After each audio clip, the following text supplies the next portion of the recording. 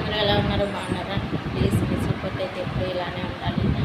ఇప్పుడైతే 500 మంది దాకా చూస్తున్నారు. ప్లీజ్ ఇంకా చూడాలని అనుకుంటాను. ప్లీజ్ చూసిన వాళ్ళు ఒక సబ్స్క్రైబ్ లైక్ చేసుకోండి, మమ్మల్ని కూడా సపోర్ట్ చేయండి. ఈరోజు అయితే లేచి నేను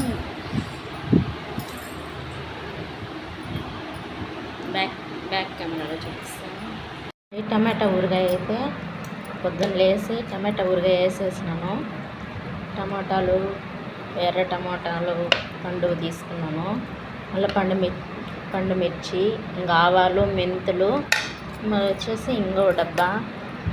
నాకు వీడియో తీసేదానికైతే కుదరలేదు, అందుకనేసి ఇలా చేశాను. మళ్ళీ వచ్చేసి ఇదైతే ఇంకా పప్పుల పొడి అన్నమాట, తినే శనగ్గింజలు, మళ్ళీ వచ్చి శనగపప్పులు, ఎండుమిరపకాయలు, కొంచెం ఉప్పు చేసుకున్నాను. ఇలా పొడిగా ఇడ్లీ లేకని దోశలకి కానీ నెయ్యి వేసుకుంటే చాలా బాగుంటుంది.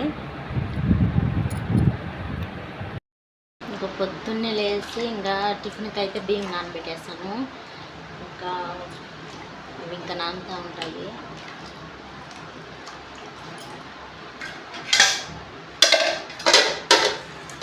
పొద్దున ఉప్మా చేశాను.